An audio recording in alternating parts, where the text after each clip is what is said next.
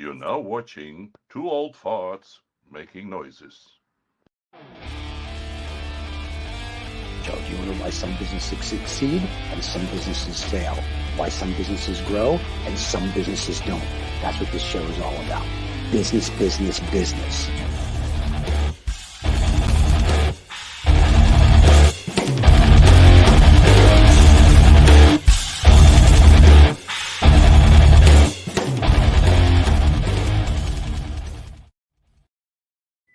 And we are here. Right. Another episode of the Lost Dollar Business Club. Special episode today. We have Michael Collins, the author of Dismantling the American Dream, back on the show. Thank you for joining us again, Michael.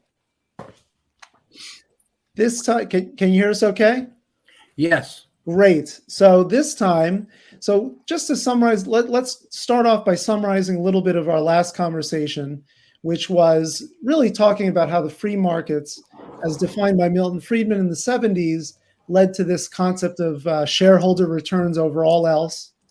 And it led to this global, we call it the race to the bottom in terms of quality, standards, and cost. And now we've got this extreme income and wealth inequality. And maybe before we get into today's conversation, which will focus on the positive shifts that are happening in the US economy, Michael, why don't you tell us a little bit about, just give us a quick summary of the book and the arc of our last conversation. Well, you started off with the Milton Friedman Doctrine, which was all about short-term profits and shareholder value over everything else. And this happened around 1980, the corporations implemented this strategy first by outsourcing, and then there was a focus on reducing labor costs. They were helped by the government because they got 5 tax reductions during those years. They also began to spend, they went from 375 to 12,000 lobbyists and spending about $3.5 billion a year on lobbying. And they also successfully developed monopolies and oligopolies in most of their markets. So I can say they were spectacularly successful. But the downside was, as I said last time, we lost millions of jobs. We lost many primary critical industries. We've lost technologies through forced technology transfer. This has reduced productivity for the first time in 50 years. There's slow GDP growth, and it led to basically the deindustrialization of the country. Right. And so that puts us in, as a country, certainly a much weaker state. And if we had a stronger manufacturing sector, a more complete one, this experiment, you call it the experiment in deindustrialization, was obviously very negatively impacted on the middle class, who really ultimately paid the price in this whole free trade effort, the free markets effort. So you talk about, why don't you tell us a little bit more about the policies that you saw in China? Because you're very critical of the Chinese policies. You call them aggressive, a rogue nation, not following the rules. Just tell us a little bit why you take this stance and how it relates to the forced technology transfer and how it relates to the hollowing out of the manufacturing sector.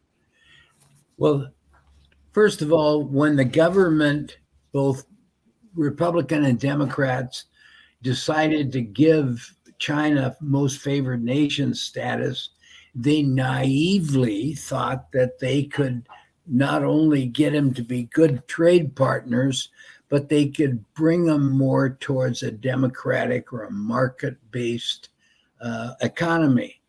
This has been a total failure. China is still dominated by the Chinese Communist Party. They don't operate like we do. They use all kinds. They cheat in their trade. They have espionage. They just don't operate as a democratic nation, and so we've found ourselves losing the game, and we have not dissuaded them from doing the trade the way they do. Very I have mercantile. I have a question though on China, and I don't. And this is not directed to anybody here. This is a general question. So the vernacular I'm going to lose. No one take this personally. But how stupid do we think the American government is, if you will, or the American people, to think China's going to play fairly? All you have to do is read a history book. China's never played fairly since 1405. After 1405, they've never done anything the way it. So I know America thinks it's this great, big, powerful country, and we're maybe a second-rate country now. I don't think we're going to tell China what to do, and I think China has made it very clear that we're never going to tell it what to do, even when Nixon went over there and met with Mao. So I don't understand. I mean, I'm not shocked that they're not playing by the rules. You can talk to Australia that with the wine embargo that they did against them, they didn't play by the rules there. They don't play definitely with Taiwan. In South America, when John and I were doing deals down there, we bumped into Chinese all the time. They never play by the rules. So I'm shocked that our government would think they would be playing by the rules. It is mysterious that, the State Department couldn't have figured that out. Right. But if you just look at some of the recent speeches by Chairman Xi, it's pretty obvious that what they're going to do. And if you read their 2025 plan, they specifically state which industries and technologies they want in their 10-year plan. And they have proven that they will get the technology and dominate the industry with legal or illegal means. I think we're just waking up to the fact that they are a rogue nation, and we are losing the battle with them. But that's why I think it's funny that we're just waking up to it, right? Because I've been studying China since I'm a kid, because I think it's a fascinating culture and country. There was a book that I just read all about Chinese espionage, and they set up these cultural centers that do this, and they set up a cultural center to do that, and really it's just spy centers. The really interesting book and roadmap of what China wants isn't the 2025 plan. It's the book called 2050 plan that was written by a military general. If you can find it, that's a fascinating book, because they're really outlaying, if you will, now the next 23, 27 years of what they're going to do. And so far, his book, I think it was written 5 years ago, has been spot on. So if you really want to see what the mindset of China is going to be, that's the mindset, the book that's 2050. It's just, you look at it and you go, okay. You gotta find that. Yeah. I had not heard of the 2050 book. Yeah. It's written by a military general. It's fascinating. I have it somewhere in the library here. I'll try to find it and get it to you guys, the name, so you can look for it. But it is a book, when you read it, you're just like, wow. But you also, this is the other thing. We as Americans, in my opinion, very short term, we think of the next quarter.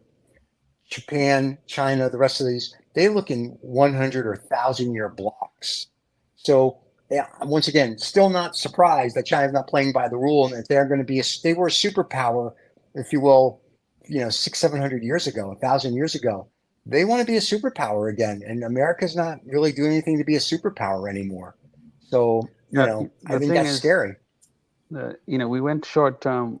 I remember last time I mentioned Harvard professor that wrote a paper. His name is Michael Jensen. He wrote a paper in 1993 called "The Modern Industrial Revolution: Exit and Failure of Internal Control Systems." And in it, he talks about aligning shareholder and management interest, and I think that's kind of the starting point of becoming short term. We went into the quarterly result. I don't know, circus or circus is a good word. Process. And I think from there on, when we started that journey, and then rewarding management for quarterly and annual earnings numbers based on stock performance that they just said they went rogue then, and they know down that if they didn't know very quickly that the deals that they were signing up with China were counter to their long-term interest, short-term they could sort of manipulate the agenda and into their favor. And I think the media plays, helps them because it's sort of a good story, and it creates a buzz. Whereas, if you just do boring long-term stuff where there's not much news on a daily basis, then it's not part of the narrative. So I think that's a big turning point that we have to change, although it's very difficult because now the people that obviously run the companies don't want to change that dynamic, and boards are not supportive of change. As far as us gaining back the industrial base that we lost, I think it's going to take a lot of effort. Just this week, TSMC, which is Taiwan Semiconductor, which is building a huge plant in Phoenix, said that they're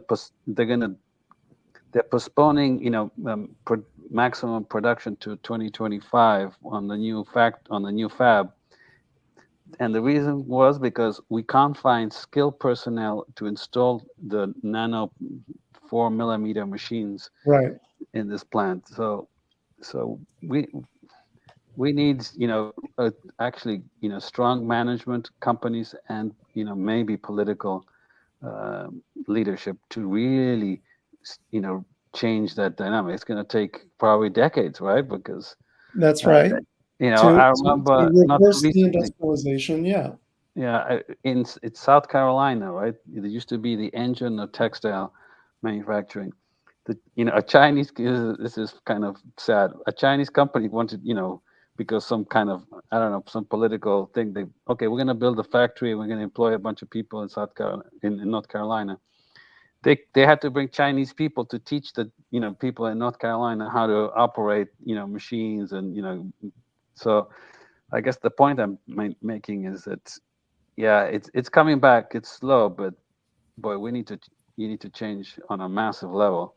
And as Michael was pointing out, in China, the CCP, Chinese Communist Party, runs with an iron fist. They say you jump, everybody jumps. If they say you're going to make loans, to the banks, the loans make banks. Whereas here, we have a different, in a democracy, it's different, right? So it's and hence the rules that we play by are not the same rules that the Communist Party plays by. So we're in an unfair situation, and we need to. I don't know how you correct that so that we don't get screwed in the process. Well, Michael wrote a whole chapter on hope is not a plan. Yeah. And it talked about a lot of different things. There's a lot of hope, and maybe this is the point in the conversation where we can talk about the hopeful developments in the U.S. economy, in the U.S. political system, certainly in the U.S. population, that could actually inspire this reverse of deindustrialization, that could inspire more federal basic and applied research, and could inspire maybe a whole new industrial policy and plan. Yeah, as you say, it took us 40 years to get into the bottom of the pit, and now we're there, and we've got to dig our way out. But I feel good that the mood in the country and in the Congress is changing. It began or it was accelerated when the Biden administration came in, and they committed right off the bat to creating 5 million manufacturing jobs. His speech yesterday, he was speaking at a shipyard in Philadelphia, and he said Bidenomics revolves around bringing back manufacturing after decades of offshoring and the hollowing out of industrial towns. So that's pretty succinctly commits us to do some kind of a turnaround. Also, in April, his national security advisor, Jake Sullivan, gave a speech, a long speech about, and it basically talked about a new American doctrine that would turn back free trade and limit globalism. And it had a lot to it, but I thought it was very significant. And it's another indication that they really are taking this turnaround seriously. It's been help. I think that the general public now sees China as a threat and an adversary rather as a trading partner. So the mood has changed against China, and you can see one of the positive factors is that reshoring now is slowly taking hold. And going back to 2010, according to the Reshoring Initiative, we've reshored about 1.6 million jobs, and it's continuing. There's as a result of the change in the mood in Congress, there's now a bill. I can't remember the name of it, but it is a bill to take away China's most favored nation status. That would be a real blow to them. There's also Senator Tammy Baldwin has introduced a bill called the Cool Act, which is a country of origin labeling. We used to have this 20 years ago, and Congress got rid of it during the great supportive days of China, but they're coming back, and I think it's got a good chance of passing.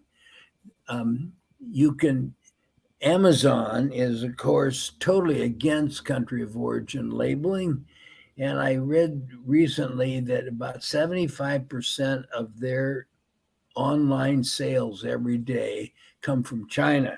So getting a country of origin labeling act on products coming in to the country from China would really hurt their sales.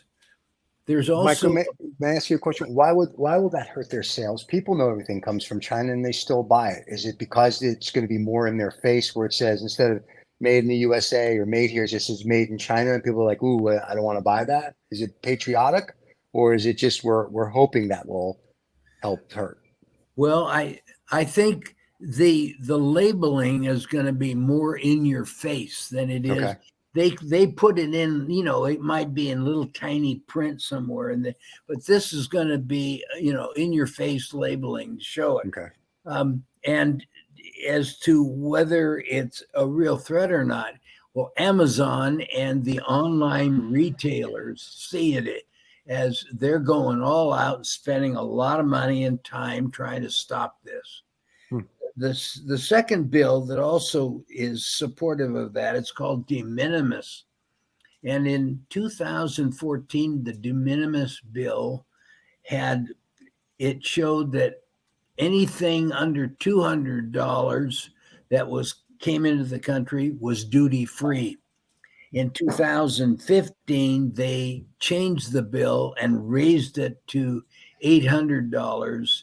And so now you have a flood of products coming in that are duty free. And so you've got counterfeit products coming in. You've got, you've got fentanyl, you've got all kinds of issues because people can, through multi-orders, get a lot of products in for under $800. There's a bill right now to reduce it back to the original $200.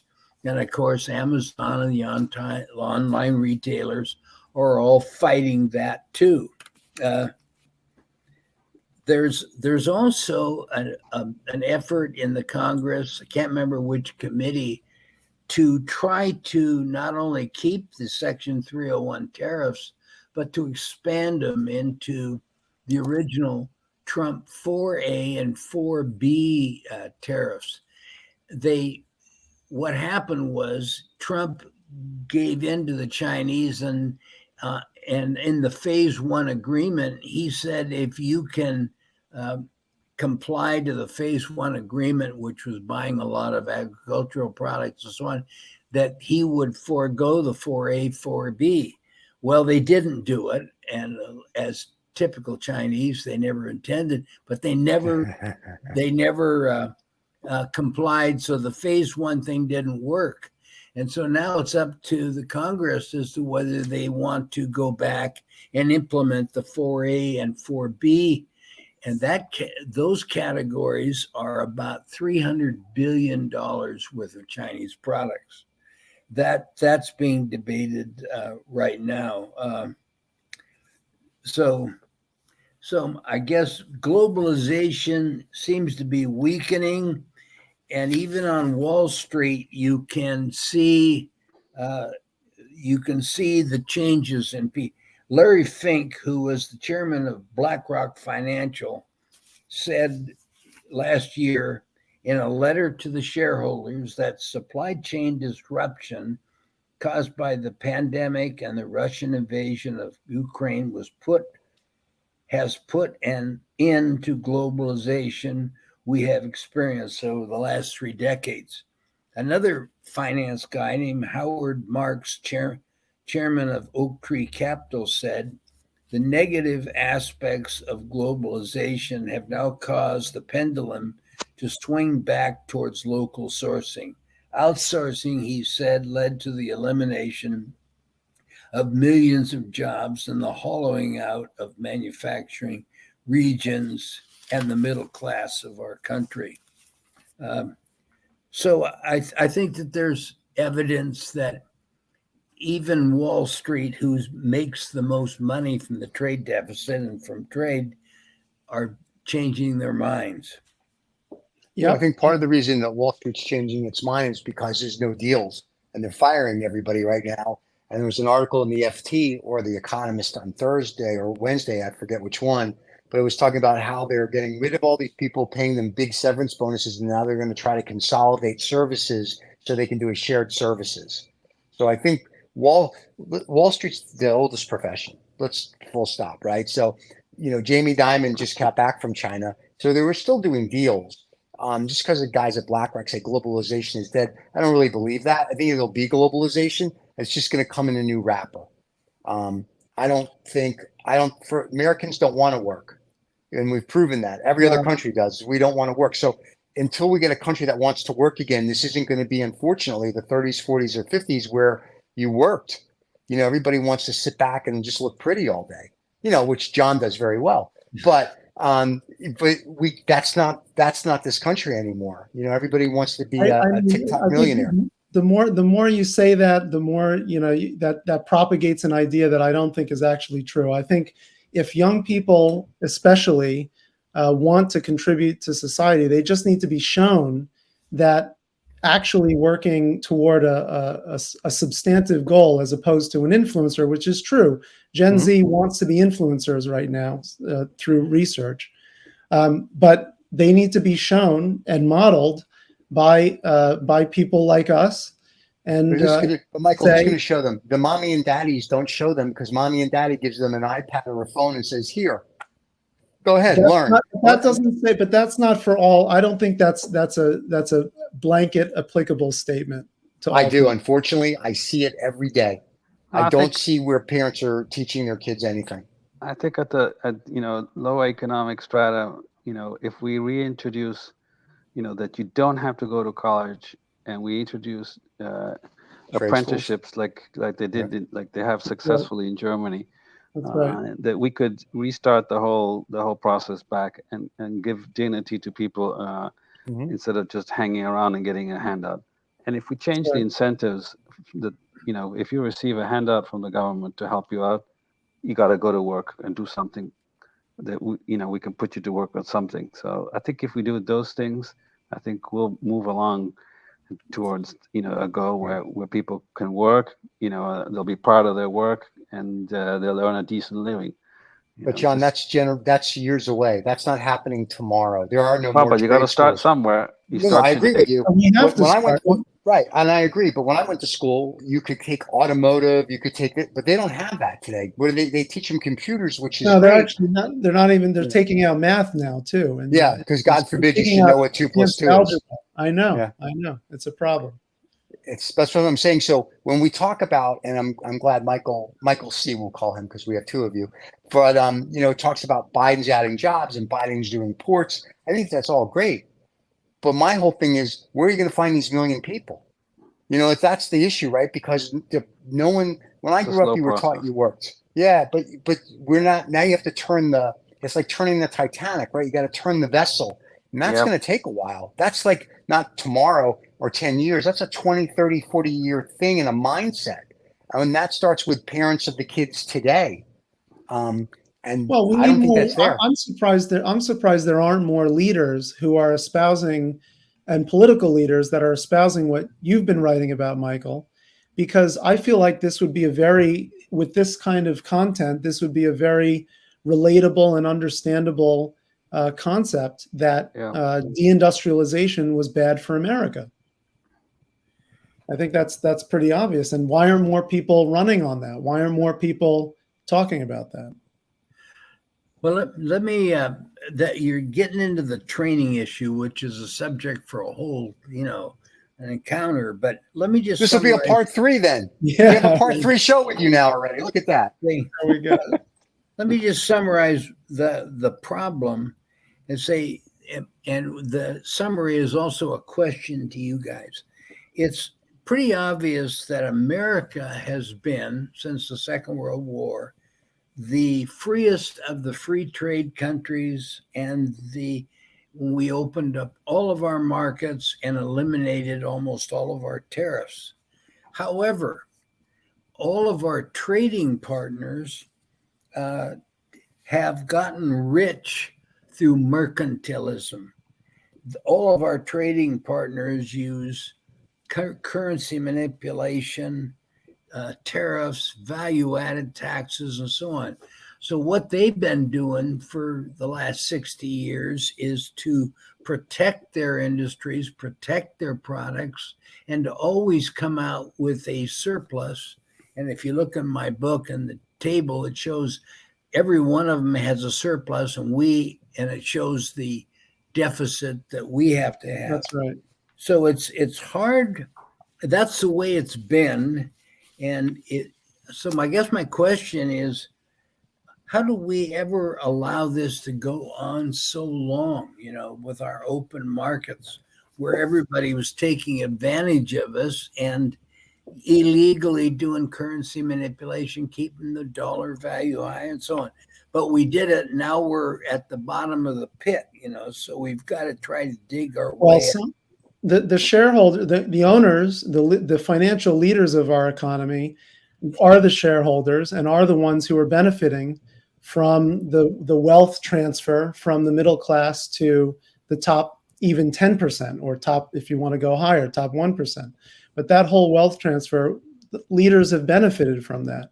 And then average people, I don't think average people thought of globalization as bad, because so many, I mean, even when I was younger, I was taught that it was good, that globalization was good. And now I've completely changed my view on it with a critical eye.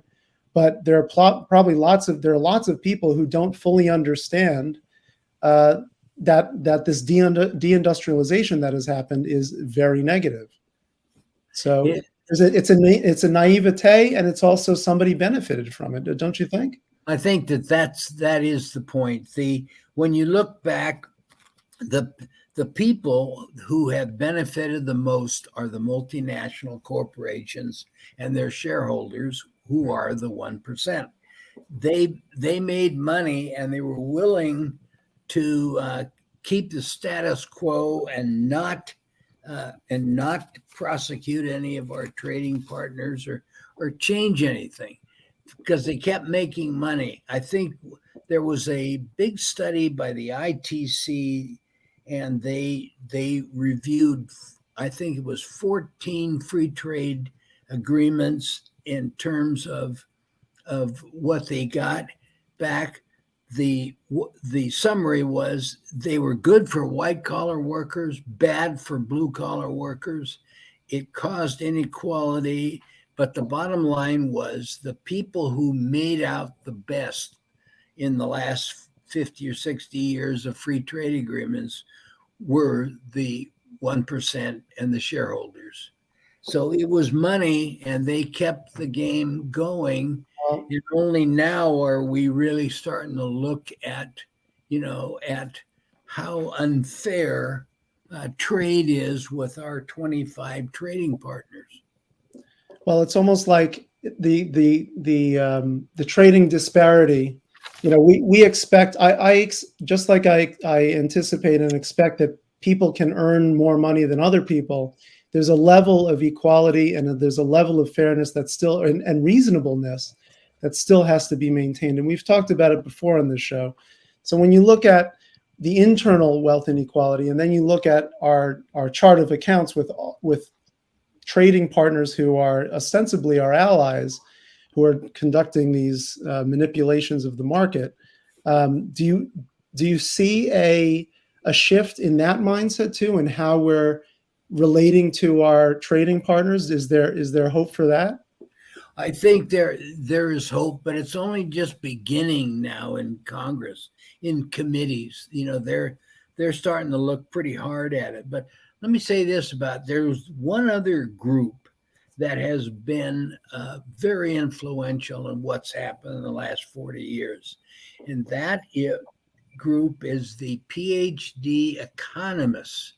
From the very beginning of free trade, they have built models and tried to prove that basically it is better to outsource and to import cheap products into the country because it would it gave the consumer extra money to spend in this, and so on. And so their argument has been that if you continue to bring in cheap products, we could still have growth in the economy, and we could still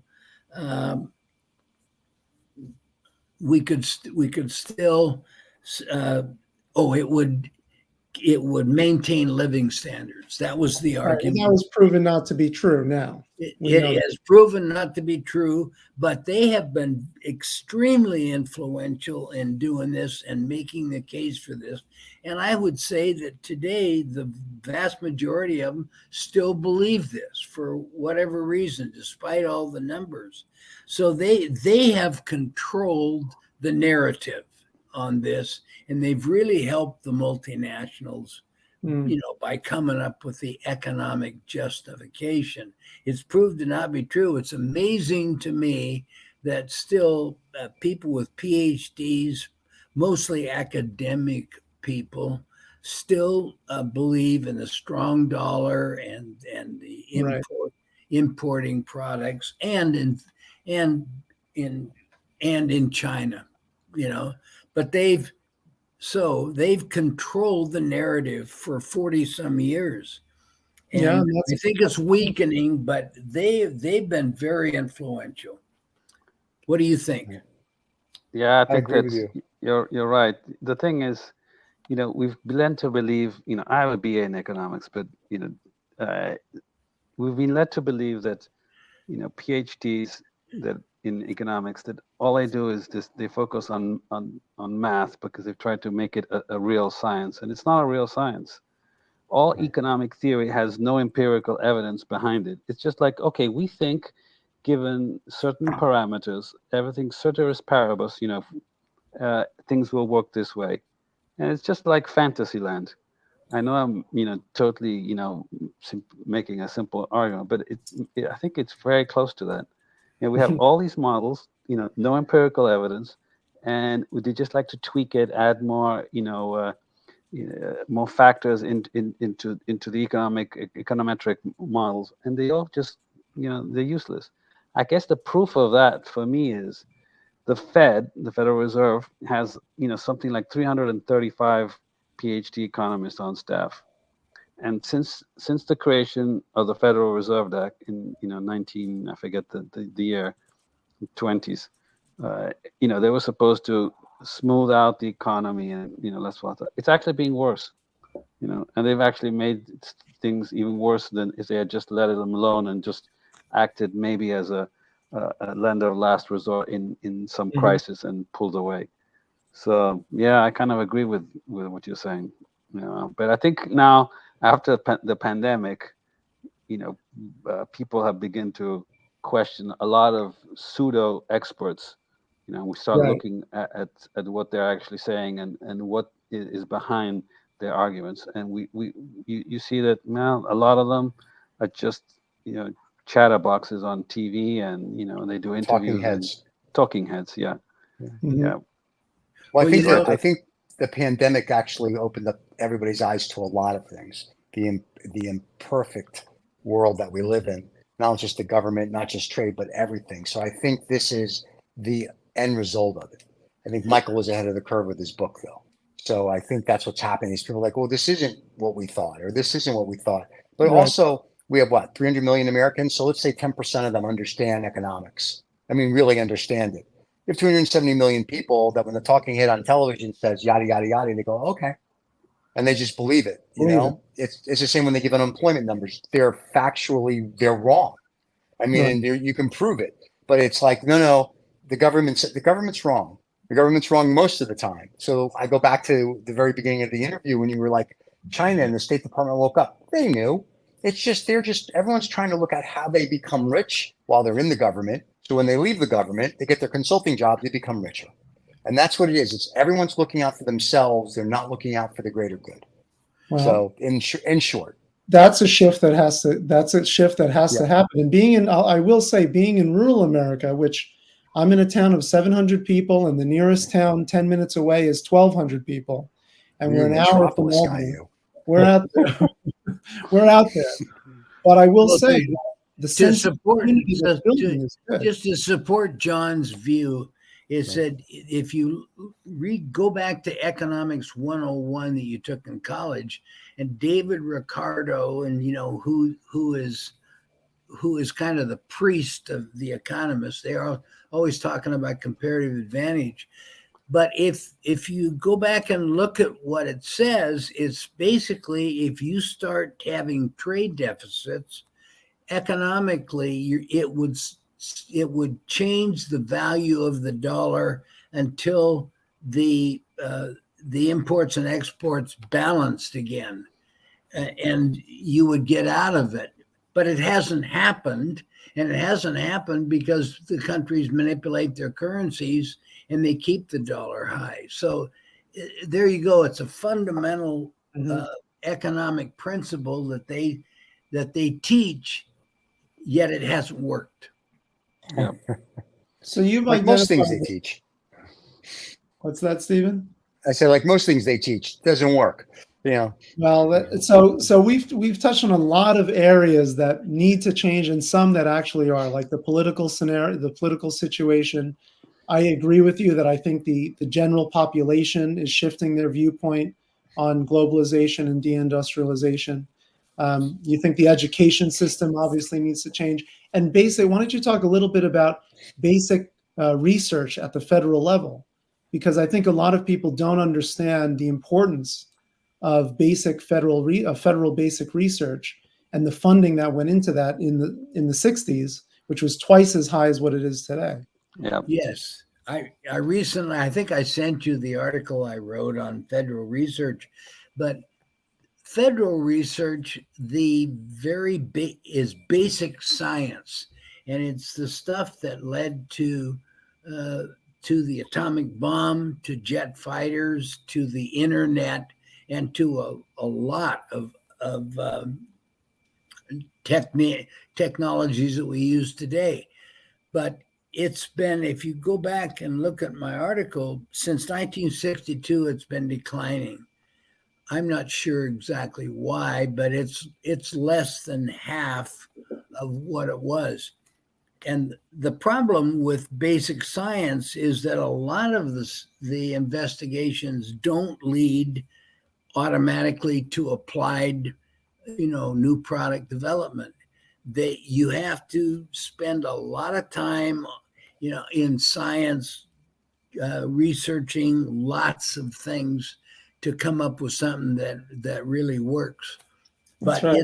it's fundamental to applied research, and it's fundamental because most of the really useful research went to the multinational corporations, and they used it for all kinds of products.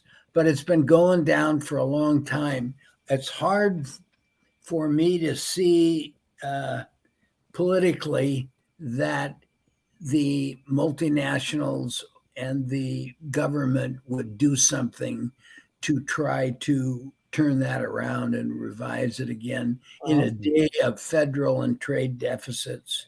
I just don't think it's very popular, and I don't think people really understand the value of it. Well, let's bring basic research back to the federal government, is what it sounds like. That would be another banner that a wise political leader could use to turn the ship around. Yeah, Yes. unfortunately, you have constituents in the public, they don't have a clue. And that's the other thing we don't, and you talk about kids and you're like, oh, the generation is stupid. We don't teach them history. Now we're not apparently teaching them math. So this is going to be great. I can't wait till when we have to actually give them paper money and tell them to go get change. But, if we don't teach them, how do they know? So if you're a politician, we're going to bring back federal research. The public's like, why do we need that? We don't need that. Then we're spending money. What about this?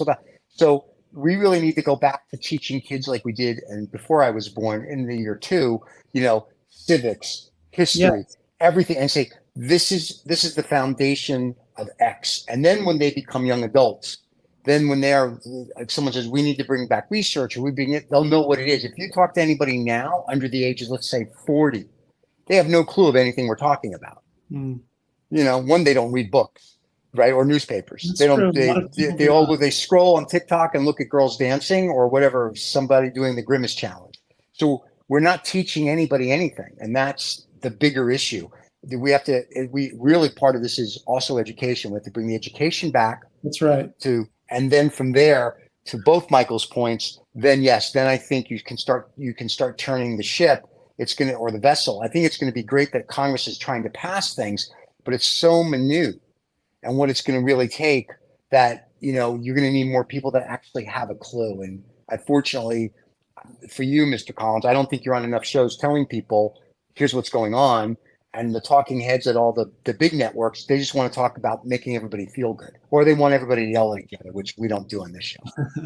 So I think that's it, right? Nobody wants to hear just plain statistical facts because the public doesn't have the wherewithal or the capacity, I think, to actually process it. So I don't know. What do I know? I'm just a Jew from New York. So indeed. Well, it sounds like we did lay the groundwork for part 3 of this show, which will talk about education and training at some point in the future. And I do think, saying to all our viewers here, if we have educators in the audience who want to talk about the state of education and the opportunities for improving it, we would love to have you on the show. Just a comment on education and training. Yes. This is another thing that most people don't understand, is that the loss of manufacturing, the loss of 7.5 million jobs and so on, in losing the production, when the production went overseas, we lost what is called the industrial commons too. This is the people who were making things in the factory, the skill sets, the knowledge of how to make a manufacturing process work also went with the production. We've lost that. And at the same time, the multinationals have not invested in any kind of training that takes more than 100 hours. They have been against it for many years. And so apprentice training, which is the key to bring in manufacturing back has died. And you can see that in the federal statistics. They, out of 13 million employees in manufacturing, I think they have 15,000 that are in apprentice training. So apprentice training is gone. It has to be revived. And the industrial commons needs back. And if we don't do something about the training, the needed training, then the reshoring efforts being made of people bringing products back is going to be halted, because, as you pointed out in the earlier, the skilled people to bring these products back and make them are not here anymore. So it's a big issue. I've been following it since 1990, writing about it. But I think it would be a very good topic, that along with education and what's happening in education, would be a good topic for a future. Well, Michael, you know that means you're coming back for a part 3. You're just going to be like a guest every other week. It looks like. We're okay with that. We love you. We like what you say. We loved your book, and it's always a pleasure to have you on the show. I speak for everybody. Thank you very much. Everybody always gets excited when you're going to come on. We've been texting all week. Everyone's going, he's coming right. on. Did you read his book? Did you read this article? Everybody loves when you're here. So we greatly appreciate it, and in your time. And whenever you want to come back for part 3, you let us know, and you can come back, my friend. Okay. It was a pleasure. It was nice to see you in person almost. That's right. Good to see you too. All right, my friend. Thank you so much. We'll talk to you soon. Thank you, Okay. Michael. Cheers. Bye-bye. All right. That was awesome. That was Well a great done. show. That Very was. nice. So we've got Lost and Found. All right, so Yes. we got to do, I got to do the thing. The Do exit? something. Yeah. I got to do the exit, or am I doing the Lost and Found intro? I forget how this goes now. Lost and Found, right? Lost and found. Go for it. Go for it. All right, here we go. If you like the Lost Dollar Business Club, you should subscribe. If you like it that much, you should also tell a friend of yours. So you should subscribe and like. Also, you should put comments below so we know what you're thinking. Tell us what shows you want to hear. Just help us make it better.